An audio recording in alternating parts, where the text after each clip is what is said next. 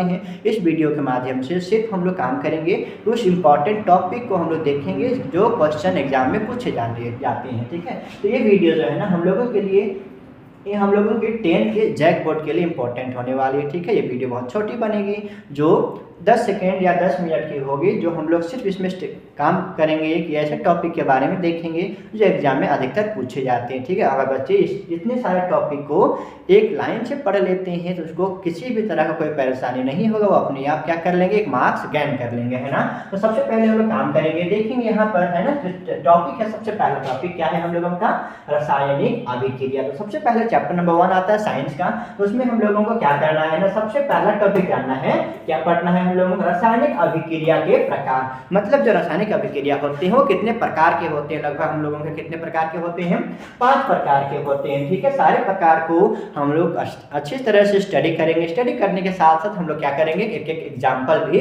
याद रखेंगे, क्योंकि हम लोगों को जो है ना क्या करता है कि हम लोगों को इक्वेशन दे देता है। इक्वेशन देने के बाद हम लोगों को पूछता है कि ये बताइए कि किस प्रकार का अभिक्रिया है। तो सबसे पहले जो हम लोग टॉपिक में पढ़ेंगे, क्या पढ़ना है हम लोगों को, रासायनिक अभिक्रिया के प्रकार और उसके एक एक उदाहरण हम लोग क्या करेंगे, जानना सीखेंगे। ठीक है, इसको हम लोग याद कर लेंगे। उसके बाद इसी में हम लोगों की मोस्ट इंपॉर्टेंट टॉपिक होने वाली होती है कौन, रासायनिक अभिक्रिया को क्या करना, संतुलित करना। ठीक है, ये हम लोग क्या करेंगे इस चैप्टर में सीखेंगे। ठीक है, तो इसमें हम लोगों को कितना ही आता है, सबसे पहला क्वेश्चन याद रखेंगे कि ये रासायनिक अभिक्रिया के प्रकार को सभी को क्या करना है, अच्छी तरह से याद कर लेना है। उसके साथ हम लोग क्या करना सीखेंगे, जब टॉपिक में संतुलित करना सीखेंगे। ठीक है, ये हम लोगों का चैप्टर नंबर 1 से होने वाली है। उसके बाद सेकेंड टॉपिक होती है, क्या होती है हम लोगों का, अम्ल तथा क्षार में भौतिक तथा रासायनिक गुणों के आधार पर अंतर। मतलब हम लोगों को पढ़ना है चैप्टर नंबर 2 में, क्या पढ़ना है,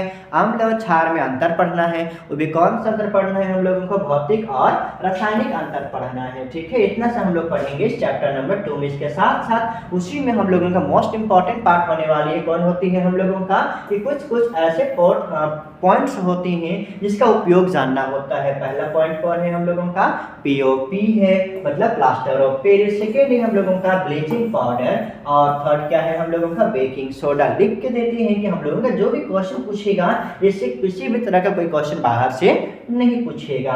उसके बाद नेक्स्ट पॉइंट है हम लोगों का, कौन सा टॉपिक आता है, धातु एवं अधातु में अंतर। मतलब हम लोगों को काम करना है कि धातु और अधातु का भौतिक अभिक्रिया और रासायनिक परिवर्तन के साथ हम लोगों को उसका अंतर पढ़ लेना है। ठीक है, इसमें इतना ही पढ़ना है। साथ ही साथ इस टॉपिक में हम लोगों को क्या करना है कि संचारण, और संचारण से किसी भी वस्तु को, ऑब्जेक्ट को बचाने के उपाय को क्या कर लेना है, जान लेना है ना।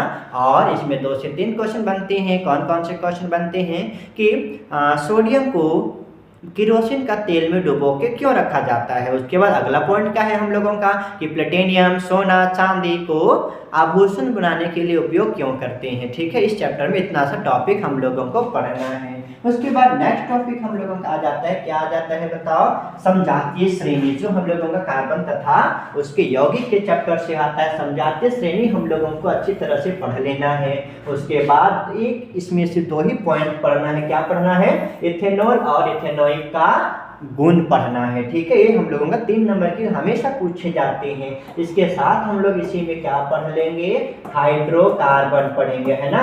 हाइड्रोकार्बन जो होता है वो हम लोगों को 2 प्रकार का होता है, वो हम लोगों को क्या करना है, अच्छी तरह से पढ़ लेना है। इसके बाद नेक्स्ट टॉपिक क्या आता है हम लोगों का, साबुनीकरण प्रक्रिया। साबुनीकरण मतलब साबुन का सफाई कैसे करते हैं, है ना। साबुन जो है ना अपना प्रक्रिया किस तरह से निभाता है, किसी भी वस्तु को सफाई कैसे करता है ना। और इसी में हम लोगों को डिटर्जेंट को भी थोड़ा सा क्या कर लेना है, पढ़ लेना है। उसके बाद नेक्स्ट टॉपिक का बात करें हम लोग, यहाँ पर सेम चीज हम बोले हैं, क्या बोले हैं, हाइड्रोकार्बन के प्रकार, इसको हम लोग याद करेंगे, है ना। उसके बाद जो मोस्ट इंपॉर्टेंट टॉपिक होने वाली है वो कौन सा होगा हम लोगों का, श्रेणी क्रम और पार्श्वक्रम संयोजन। मतलब ये हम लोगों का जो टॉपिक है विद्युत पाठ से होने वाला है, जो पूरी तरह से 5 नंबर के क्वेश्चन में आते हैं, ठीक है। जो पहला टॉपिक है श्रेणी क्रम संयोजन, मतलब श्रेणी क्रम संयोजन किसे कहते हैं, है ना। और उसका जो न्यूमेरिकल है, जो एक्सप्लेनेशन है, वो हम लोगों को क्या करना है, सॉल्व करना है, ठीक है। उसके बाद दूसरा होता है पासारोक्रम संयोजन, उसी चैप्टर से हम लोगों का लिया जाता है। इसमें 2 ही मोस्ट इंपॉर्टेंट टॉपिक होते हैं और इसमें और भी अधिक पढ़ना चाहते हो तो काम करना है। इसका जो न्यूमेरिकल है वो क्वेश्चन हम लोग क्या कर लेंगे, सॉल्व कर लेंगे, है ना। वो भी हम तुम लोगों को कुछ समय के बाद बताएंगे। उसके बाद नेक्स्ट टॉपिक आता है हम लोगों का, क्या आता है, निकट दूर जरा दृष्टि दोष, मतलब निकट दृष्टि दोष, दूर दृष्टि दोष और जरा दृष्टि दोष किसे कहते हैं, उसका कारण क्या है, निवारण क्या होता है, ये हम लोगों को क्या करना है, इस टॉपिक में पढ़ना है, ठीक है। जो हम लोगों के मोस्ट इंपॉर्टेंट होने वाली है।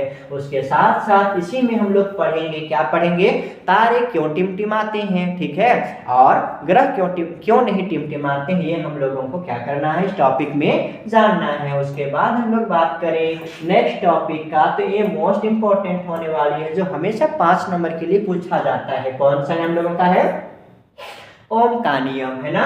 तो ओम का नियम पढ़ेंगे, उसका वेरिफिकेशन पढ़ना है, सत्यापन पढ़ना है, ठीक है। उसके बाद नेक्स्ट है हम लोगों का कौन सा, परावर्तन तथा अपवर्तन का नियम, जो चैप्टर नंबर 10 से होने वाली है ना।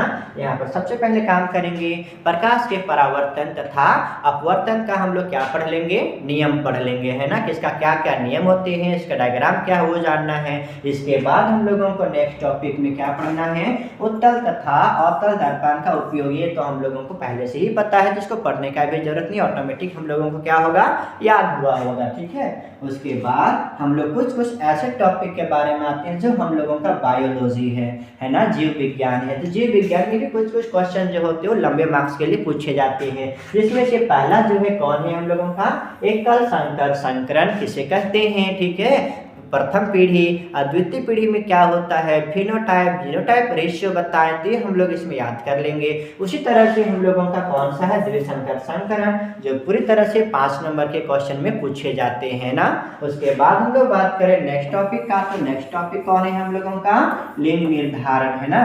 तो लिंग निर्धारण किसे कहते हैं, कैसे होता है, मतलब एक बेबी का फॉर्मेशन कैसे होगा, लड़का कैसे बनेगा, लड़की कैसे बनती है, वो हम लोग इसमें क्या करेंगे, जानेंगे। उसके बाद हम लोगों को देखना है चैप्टर नंबर कौन सा, टॉपिक नंबर कौन सा है, 15 में क्या जानना है हम लोगों को, दक्षिण हस्त अनुष्ठ नियम, जो अंगूठा का नियम है ना। इस अंगूठा